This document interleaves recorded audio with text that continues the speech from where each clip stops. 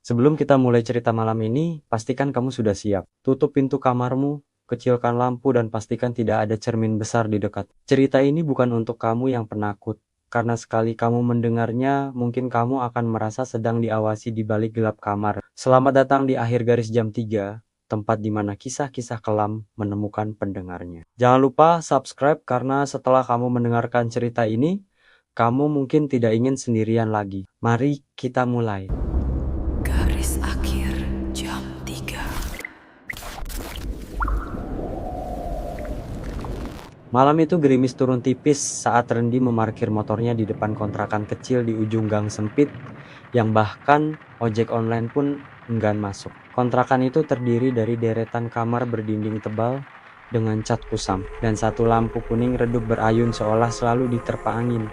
Meski gang itu tertutup rapat dari hembusan luar. Randy baru saja pindah karena tempat kerjanya memotong gaji hampir setengah, membuatnya terpaksa mencari kontrakan yang murah apapun risikonya. Pemilik kontrakan, seorang pria tua dengan suara serak, menawarkan kamar itu dengan harga tak masuk akal seperempat dari harga normal tanpa banyak pertanyaan.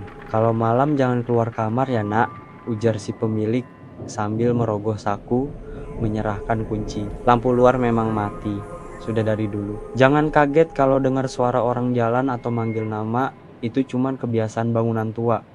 Randy hanya tersenyum tipis menganggapnya candaan orang tua yang suka menakut-nakuti penghuni baru. Tapi ada sesuatu dalam tatapan sang pemilik yang membuat tengkuknya dingin. Bukan tatapan iseng, lebih seperti peringatan. Ketika Randy memasuki kamarnya, aroma lembab dan debu menyergap.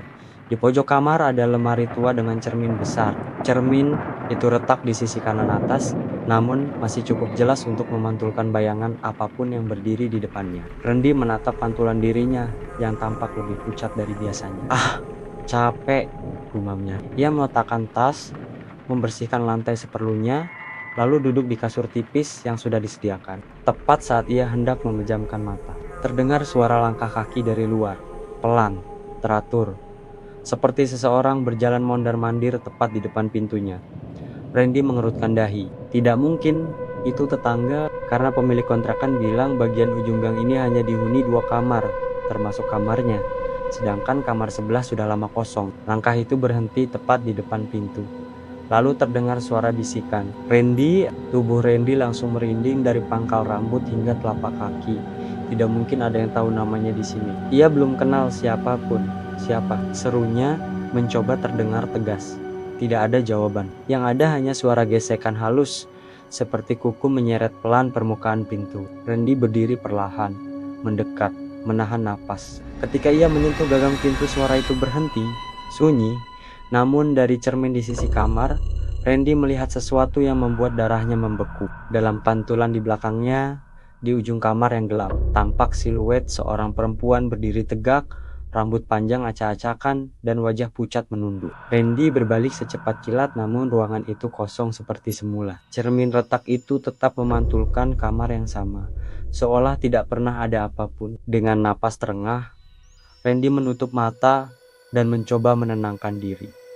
Paling cuma halusinasi batinnya. Tapi malam itu, saat ia mencoba tidur, cermin itu mengeluarkan suara retakan kecil, seperti sesuatu dari dalam sedang berusaha keluar. Suara-suara dari cermin. Sejak malam pertama, cermin besar di sudut kamar itu menjadi sumber ketakutan Randy. Setiap malam, selalu ada suara samar keluar dari permukaannya, seolah berasal dari ruang lain yang terhubung lewat cermin itu. Suara itu bukan suara biasa, lebih mirip gumaman manusia yang tertekan, seperti seseorang mencoba berbicara dengan mulut tertutup kain. Pada malam kedua, Randy terbangun karena suara ketukan pelan. Tok, tok. Ia membuka mata dan langsung menatap cermin itu. Dalam remang lampu kamar, ia melihat cermin itu bergetar pelan, seperti seseorang mengetuk dari dalam. Ketukan itu semakin keras, semakin cepat, sampai akhirnya terdengar suara lirih memanggil namanya. "Randy!" Suaranya panjang, bergetar, dan jelas berasal dari balik permukaan kaca. Randy menelan ludah. Tubuhnya kaku tak berdaya. Ia mencoba bangun, namun rasa dingin merayap dari ujung kaki hingga menahan seluruh tubuhnya. Lampu kamar tiba-tiba meredup, lalu mati. Kegelapan pekat memenuhi ruangan. Di dalam kegelapan itu, suara dari cermin berubah menjadi suara napas berat, seperti seseorang berdiri sangat dekat dari posisi Randy berbaring. "Aku di belakangmu," suara itu berbisik tepat di telinganya. Dengan sisa tenaga, Randy menyalakan ponselnya, mengarahkan cahaya ke arah cermin. Namun yang terlihat justru bayangan dirinya bersama sosok perempuan di belakangnya yang berdiri dekat sekali, wajahnya pucat, matanya kosong, dan mulutnya robek sampai ke pipi. Randy menjerit dan memutar badannya. Namun tidak ada siapapun di sana. Ketika ponselnya diarahkan kembali ke cermin, sosok itu sudah hilang. Esok paginya, Randy memutuskan mencari informasi dari tetangga paling dekat, Ibu Mira. Penghuni lama kamar nomor kedua, wanita parubaya itu terkejut mendengar Randy menempati kamar ujung. "Kamu tinggal di kamar itu? Kok bisa?" tanyanya dengan wajah pucat. "Pemilik nggak bilang apa-apa." Randy menggeleng. Ibu Mira tampak ragu sejenak sebelum akhirnya bercerita. "Dulu ada pasangan suami istri tinggal di kamar itu. Suaminya kasar, sering mukul istrinya. Suatu malam, tetangga dengar mereka berantem. Besoknya, perempuan itu ditemukan meninggal di depan cermin besar yang masih kamu pakai sekarang. Katanya, sebelum mati dia sempat teriak minta tolong, tapi suaminya malah memiting kepalanya dan dibenturkan ke kaca itu sampai retak. Mayatnya ditemukan dengan wajah rusak hampir seperti robek." Randy terdiam, merasakan hawa dingin merayap di belakangnya. "Suaminya?" tanya Randy dengan suara gemetar. "Kabur, dan sampai sekarang belum ketemu." Saat Randy pulang ke kontrakan dengan pikiran kacau, ia menemukan sesuatu yang membuatnya makin goyah. Di permukaan cermin, ada goresan baru yang tidak ada sebelumnya. Goresan itu membentuk kalimat samar, "Aku masih di sini." Malam itu, ketika Randy memutuskan untuk tidur lebih cepat, cermin itu kembali mengeluarkan suara, namun kali ini bukan ketukan, melainkan suara seseorang menangis lirih, diikuti gumaman, "Tolong aku, keluarkan aku." Lalu suara kedua muncul lebih serak, lebih dalam, seperti suara laki-laki. "Dia milikku." Suara itu tertawa, dan lampu kamar padam seketika. Yang masih menghuni kontrakan itu. Malam ketiga menjadi malam yang menegaskan bahwa Randy bukan hanya dihantui, ia terlibat dalam tragedi yang belum selesai. Tepat pukul 2 dini hari, Randy terbangun karena pintu kamarnya bergetar keras, seperti seseorang menendangnya dari luar. "Buka, buka pintunya!" Suara laki-laki menggeram dari balik pintu. "Jangan biarkan dia keluar!" Randy meraih gagang pintu dengan tangan gemetar. Tetapi sebelum ia sempat menariknya, suara perempuan dari cermin berteriak, "Jangan buka!" Ia menoleh cepat ke arah cermin. Di permukaan kaca, wajah perempuan itu muncul jelas, wajah pucat dengan mata berkaca-kaca dalam ketakutan. "Dia kembali. Dia datang mencariku. Dia ingin membawamu juga." Randy mundur, tubuhnya gemetar hebat. Suara gedoran dari luar semakin brutal, seolah orang itu ingin mendobrak pintu. Lalu suara laki-laki dari luar itu berubah menjadi tawa berat. "Kalian berdua tidak bisa kabur."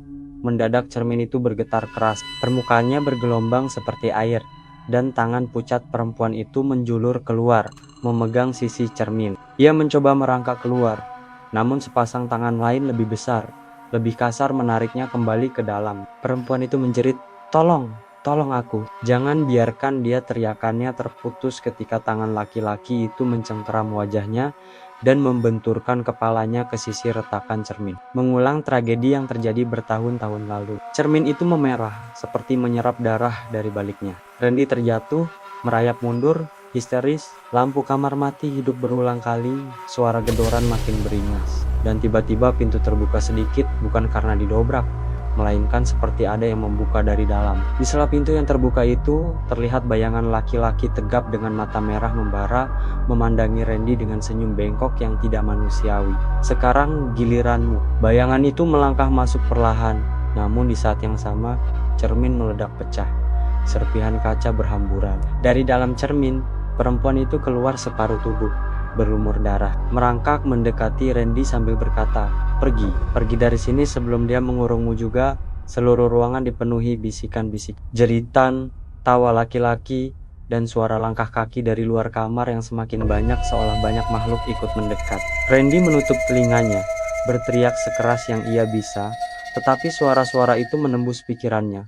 Laki-laki itu mendekat dengan cepat, menyeringai dan berkata, "Aku butuh tubuh baru. tepat saat tangan laki-laki itu hendak meraih Randy. Perempuan itu melompat menahannya, membuat mereka berdua kembali tersedot masuk ke dalam permukaan cermin yang kini kembali mulus tanpa retakan sedikit pun. Semua suara berhenti, senyap, hanya napas panik Randy terdengar. Namun ketika Randy menatap cermin, ia melihat bayangannya tersenyum.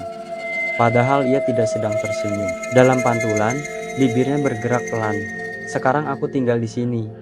Lampu kamar padam, pintu menutup sendiri. Dan sejak malam itu, tidak ada lagi yang melihat Randy keluar dari kontrakan tersebut. Penghuni baru di kamar ujung. Sejak hilangnya Randy, kontrakan ujung itu kembali kosong untuk waktu yang lama. Pemilik kontrakan jarang terlihat, dan setiap kali ada yang bertanya soal kamar murah itu, ia hanya menjawab dengan senyum getir, seolah sudah pasrah dengan apa yang akan terjadi di dalamnya. Gang sempit tempat kontrakan itu berada semakin sepi. Orang-orang memilih mengambil jalan memutar daripada melewati area tersebut. Konon, beberapa warga sering melihat bayangan berdiri di jendela kamar Randy pada pukul 3 pagi.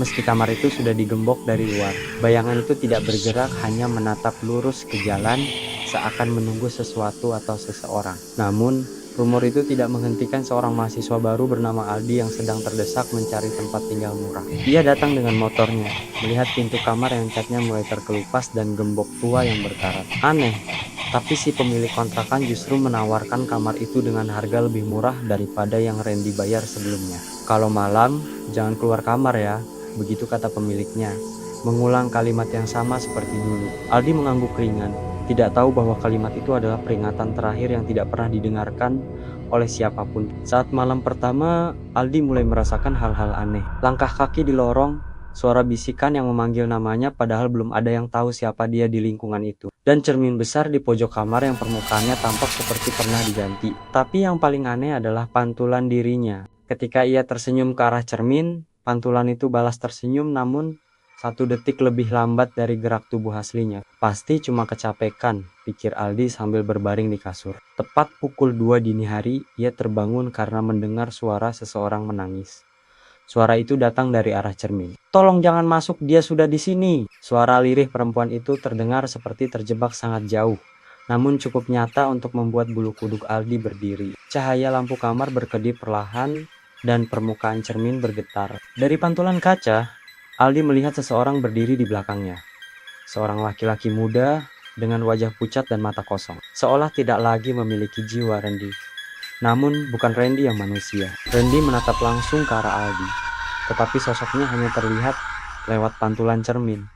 Tidak ada apa-apa ketika Aldi menoleh ke belakang. Pantulan itu mengangkat tangan, memberi isyarat pelan, isyarat untuk mendekat. Dan saat Aldi terpaku, takut sekaligus penasaran, suara lain muncul dari dalam cermin. Suara berat laki-laki. Suara yang sama yang pernah menggedor pintu pada Randy. Tubuhnya bagus.